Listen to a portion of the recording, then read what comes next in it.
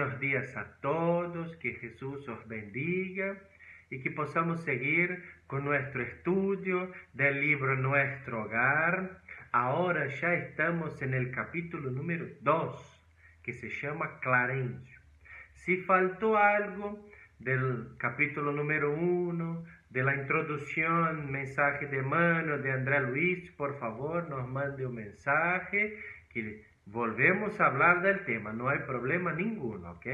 No tenemos apuro, y sí, hay intención de aprender, de comprender el mensaje que acá está. Pero vamos a seguir entonces en este capítulo porque tiene informaciones muy profundas, muy importantes. El capítulo entonces se llama Clarencio. Es el momento del encuentro de André Luis con Clarencio. Pero antes, André Luis ya empieza el capítulo con palabras fuertes, impactantes. Suicida, criminal, infame.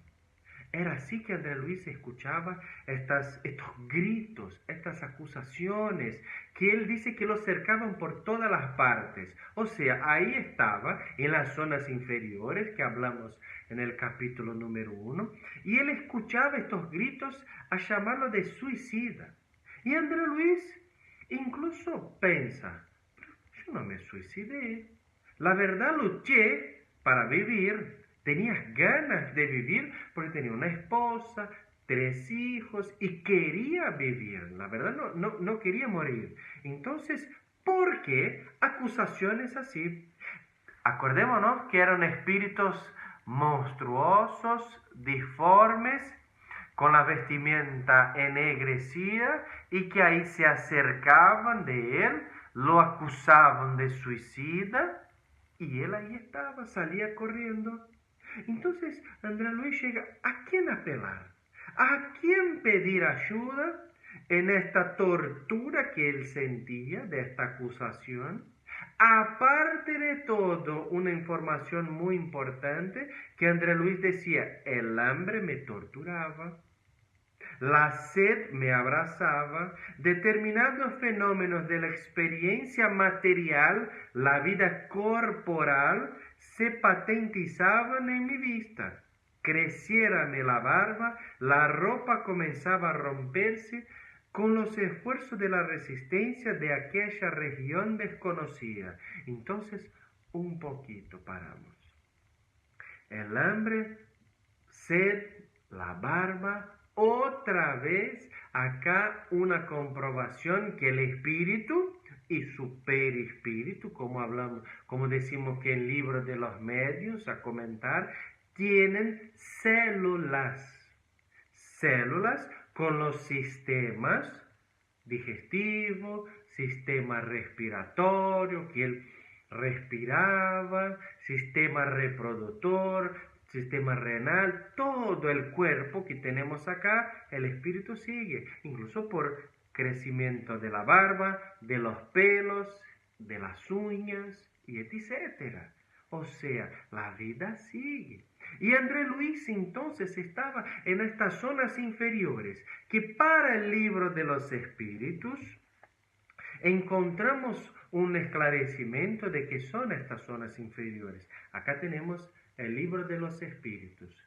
Las preguntas que empiezan en la 223, pero para nosotros es importante hoy es la pregunta 224. ¿Qué es el alma en el intervalo de las encarnaciones? Acá está André Luis en un intervalo de una encarnación. Espíritu errante que aspira a un nuevo destino. Espera, espíritu errante. Estos espíritus errantes, como por ejemplo estos que André Luis comentó, que tienen formas animales, disformes, monstruosidades y etc. Son espíritus de estos acá errantes y que esperan un intervalo entre una encarnación y otra. ¿A dónde ellos están? Acá están, en la erraticidad.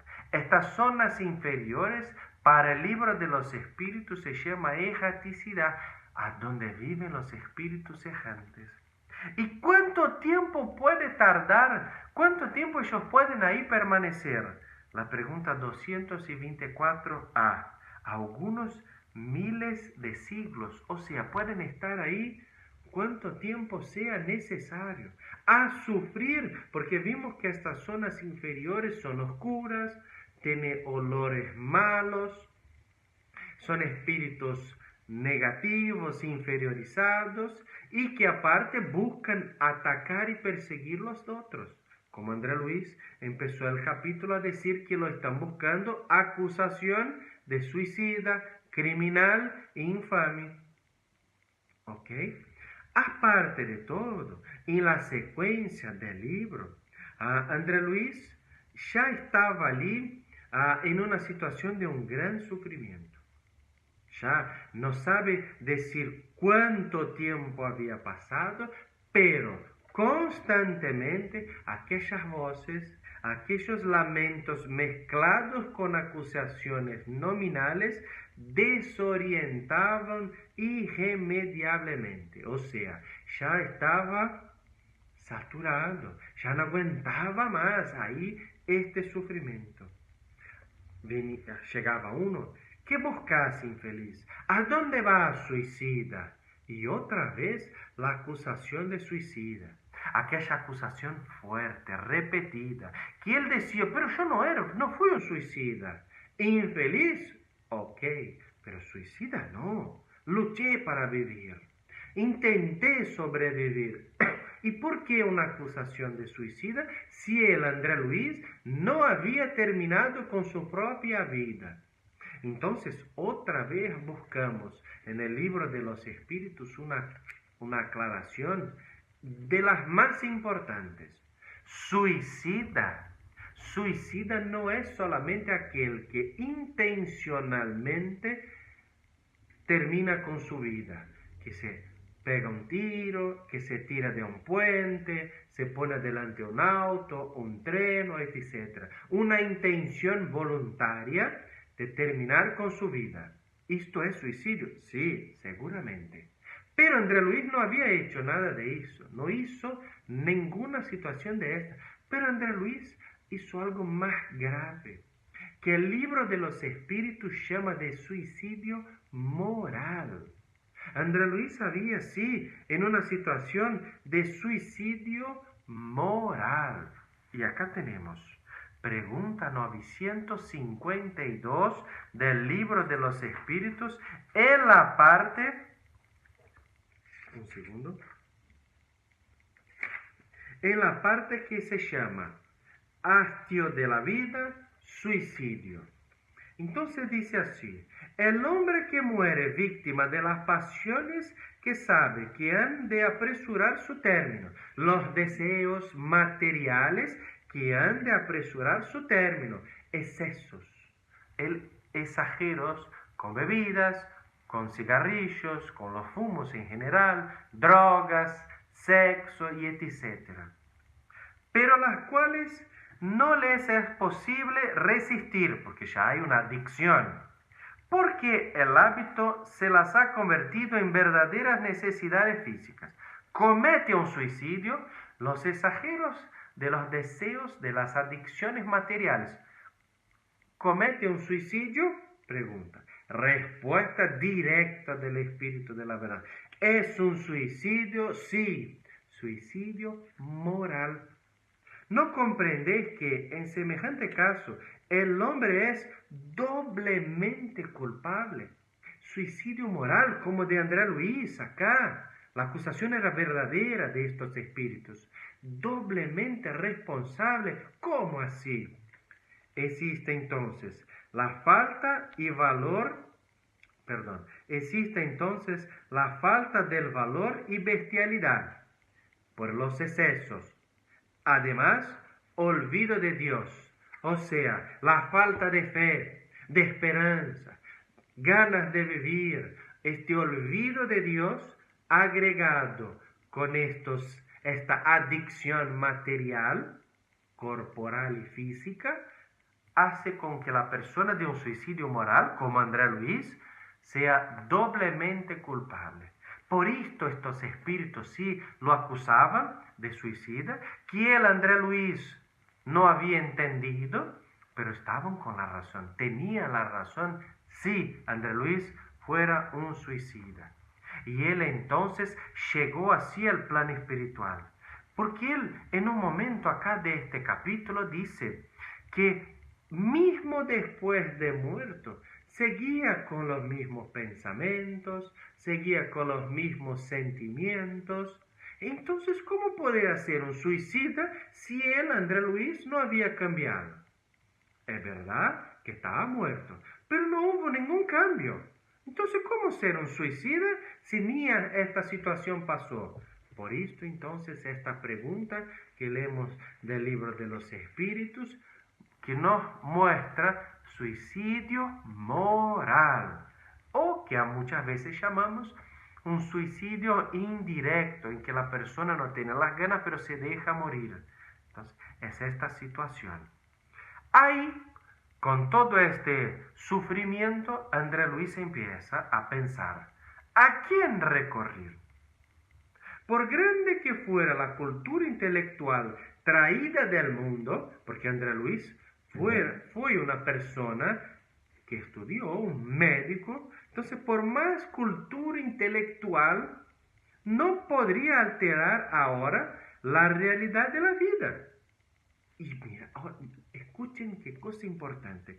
Mis conocimientos ante el infinito se asemejaban a pequeñas burbujas del jabón llevadas por el viento impetuoso que transforma los paisajes. Estudió, conocía mucho, pero la verdad no era suficiente siquiera para ayudarme en este momento que él estaba en la erraticidad, que hablamos, en la zona inferior, a sufrir como un suicida moral, y mismo así todo el conocimiento no era suficiente para ayudarlo ahí. Nos hace acordar un pasaje de Pablo de Tarso, un mensaje de Pablo de Tarso, cuando dijo de la caridad que mismo que conociera todas las lenguas, todos los idiomas, todo el conocimiento del mundo, si no tuviera caridad, nada sería. Sigue André Luis. Sin embargo, la situación no modificaba la otra realidad de mi ser esencial. Seguía con la misma esencia. No había enloquecido. Encontraba la conciencia vigilante, aclarándome que continuaba siendo el mismo, con el sentimiento y la cultura logrados en la experiencia material. Entonces, él reconoce que mismo después de muerto, seguía, incluso con las necesidades fisiológicas, sin modificación alguna. El hambre seguía con todas las fibras, seguía con esta necesidad todavía de un espíritu como si estuviera reencarnado. Entonces, ¿a quién recorrer? ¿A quién buscar ayuda? En este momento, que no sabemos cuánto tiempo habrá pasado, pero en este momento, cuando le faltaban las energías por el cansancio, el sufrimiento de mucho tiempo pasado ahí en la erraticidad, él se sintió absolutamente herido de todo lo que se pasó en la tierra. Las fuerzas, sin fuerzas para erguirse, para seguir, para huirse de estos espíritus que lo acusaban. Entonces le pasó un pensamiento. ¿Cuántas horas él se quedó ahí? ¿Cuánto tiempo se quedó en las zonas inferiores? Y pasó a pensar, ¿no sería él también un hijo de Dios? Este Dios que creó todo, ¿no sería él también uno de sus hijos? Sentimientos entonces de André Luis se concentraron en algo importante, la oración. Una oración en aquel momento dolorosa, porque el sufrimiento de él era intenso. Pero no sería posible entonces pedir ayuda a este Dios, porque al final él estaba completamente olvidado. Se habían olvidado de él porque dice, ¿no era yo también un hijo de Dios, aunque no hubiera tratado de conocer su actividad sublime? Mismo que él, André Luis, no hubiera dedicadose a una idea religiosa, buscado los templos religiosos, pero también no dejaba de ser hijo de Dios, de este Padre eterno que por su bondad y amor podría perdonarlo a él, lo podría ayudar. Entonces, en este momento, él, después de mucho sufrir, empieza a hacer una oración. Pasa así un tiempo, porque el libro nos trae una idea que André Luis no por la primera y única oración recibe la ayuda, no, él empieza a pedir ayuda. Pasa esta idea de que una secuencia de pedidos sinceros y verdaderos que encontramos en el Evangelio según el Espiritismo, acá, que por la oración, con la paciencia que nos trae el Evangelio en el capítulo 9, bienaventurados los mansos porque ellos poseerán la tierra, nos dice así, el dolor es una bendición que Dios envía a sus elegidos. El dolor de André Luis ahí, que nada más es lo que la consecuencia de sus actitudes, fue para él una bendición. Y ahí entonces él, con esta bendición, se acordó de Dios. Se acordó que había algo mayor, algo sublime para ayudarlo. Entonces él hace esta oración. La oración tiene un poder, es algo importante, que sube a los corazones amorosos. Hasta en un momento, en estas nieblas que vivía André Luis, se disiparan. Este ambiente ceniciento como se hizo un poco mejor y surgió como un emisario de los cielos a su frente. Un simpático anciano me sonrió paternalmente, dijo. Se inclinó, fijó en mí sus grandes ojos lúcidos y dijo, valor, hijo mío, el Señor no te desampara. Por primera vez, nadie lo acusara de suicida. Ni este señor anciano que se acercó no lo acusaba de suicida. Ustedes pueden pensar, ¿será que este anciano no sabía que en realidad André Luis era así un suicida moral? Obvio que sabía. Pero él no lo acusó, diferente de los otros. Se acercó paternalmente, con cariño, con un sonrisa en la cara y le dijo, el Señor no te desampara. Ahí ya empezamos un cambio de realidad, porque él estaba sufriendo. El dolor era una bendición, pero ahí pregunta André Luis, reúne sus fuerzas porque él ya estaba cansado. ¿Quién sois, generoso emisario de Dios? Llámame Clarencio. Soy solamente tu hermano. Llámame Clarencio. Ahora permanece con calma e en silencio. Es necesario descansar para recuperar sus fuerzas. Y ahí hace un señal para dos compañeros que guardaban ahí al lado, esperaban, y que entonces prepara una hamaca para llevar a André Luis en reposo, en descanso, con calma, porque había pasado por mucho tiempo. Entonces con calma los transportan generosamente a un lugar que el Clarencio meditó por algunos instantes y dijo, vamos sin demora, es necesario alcanzar nuestro hogar con la mayor presteza posible. Fue el primer momento que André Luis escuchó hablar de nuestro hogar. Pensemos un instante. André Luis estaba en las zonas inferiores. Acusaciones. Después recibe la oportunidad de una oración, recibe la visita de un anciano muy simpático de nombre Clarencio. Recibe una ayuda. Entonces pensemos, entre todo este sufrimiento, ¿cómo es importante para nosotros la oración? Jesús ya nos dijo, pedid y obtenéis. Pedid con cariño, con fe, con esperanza, con amor, y vamos a obtener. Entonces André Luis es un ejemplo de esta enseñanza del Evangelio que sí, él pidió y recibió la ayuda. Mismo siendo un deudor, mismo siendo un suicida moral, el Señor no nos desampara.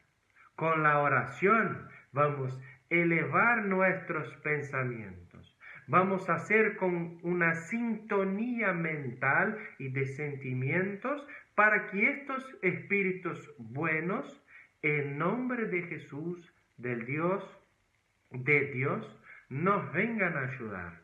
Puedan acercarse de nosotros y más. No sabemos, pero el libro nos da esta idea de que muchas veces Clarencio estuvo ahí al lado de André Luis, pero André Luis no lo veía.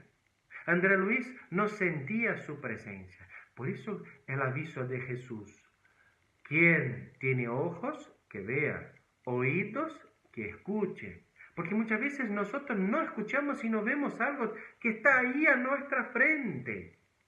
Y no vemos, porque no estamos sensibles para eso, no estamos receptivos para eso. Y André Luis solo estuvo más receptivo para poder ver Clarencio después de sus oraciones. Después que él no se preocupó más con las acusaciones, después que él no se ocupó más con el ambiente de las zonas inferiores de la erraticidad, con las energías y las acusaciones de ahí, cuando él concentró su atención en pedir ayuda, en pedir algo para poder recibir un cariño, porque hasta aquel momento eran solo acusaciones.